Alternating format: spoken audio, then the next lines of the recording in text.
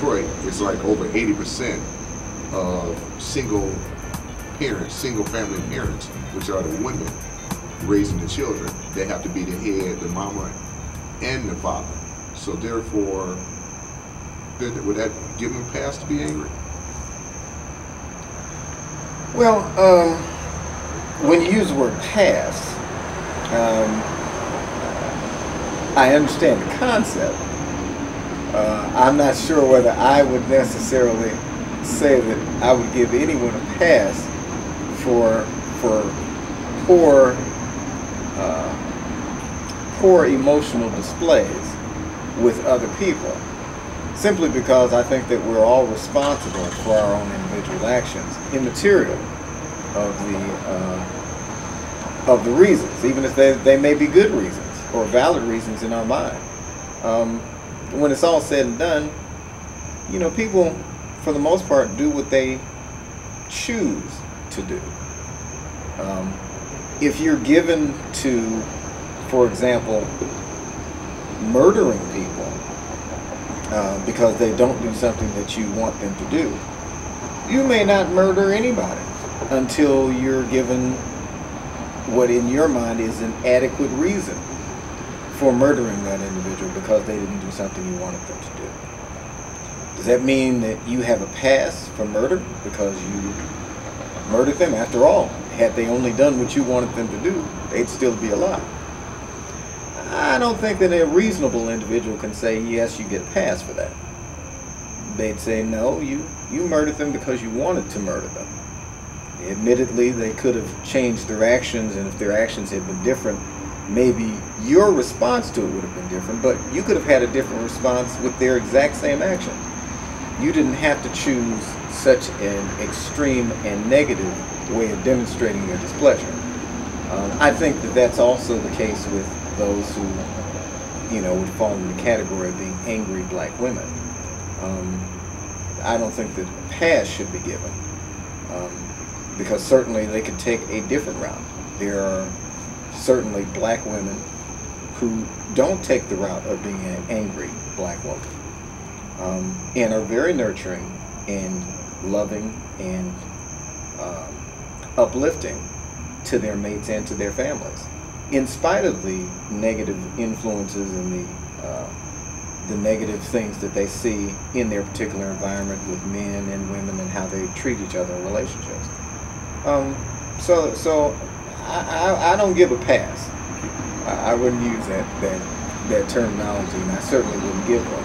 But having said that, I do understand some of the reasons that are given for being angry, and there's some validity to it, absolutely. They talk about the things that they dislike in black men, and the way that they feel that they're not respected and treated properly. I think there's certainly some validity to that, but that doesn't give anybody a right to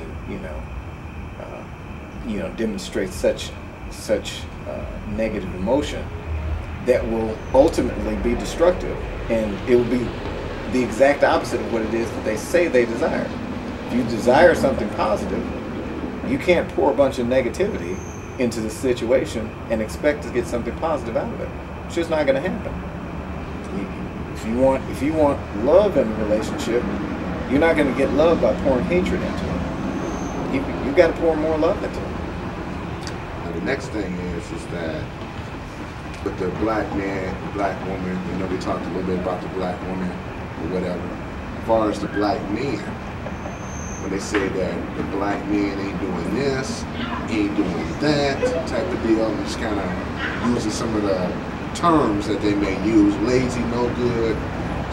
It's, for some of the brothers that have interviewed in the past in regards to this statement, the ones I've interviewed, let's say they are trying to please their mate, that a man is supposed to do, as far as being the provider, which he actually married for love. He was really in love with her. But the thing about, like you said, with the power thing,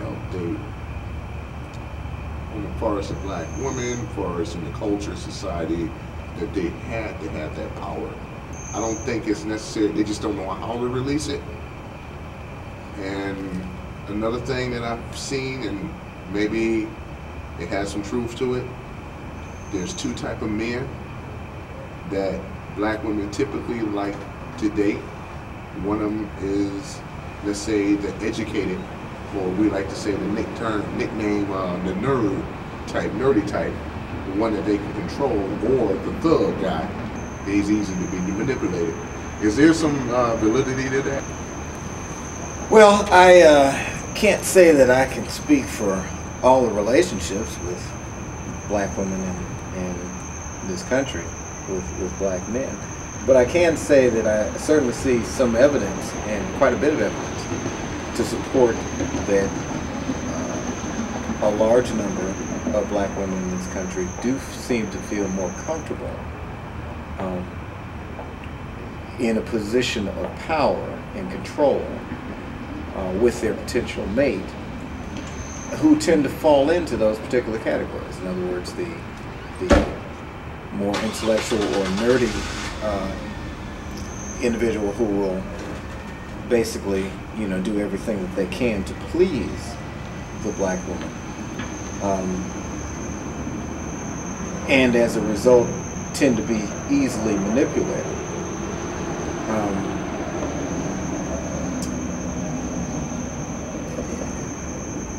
Simply because they don't know how to stand up to her power, which for her is a good thing, because she can basically be like the person who has a genie's lamp. You can rub the genie and say, give me this, give me that, give me the other, and the genie just grants the wishes. That would be a comfortable position for anybody, black man, black woman, white man, white woman, or any other nationality. So I just see that as a human condition. It just so happens that it falls in the category of black women in this country as well. And then, of course, the other category with, the relatively uneducated black man who tends to be, stronger physically, but tends to be a bit weaker emotionally, and so they can be manipulated in a different fashion, but the same general idea. They can be manipulated by the black woman so that she maintains control in the relationship.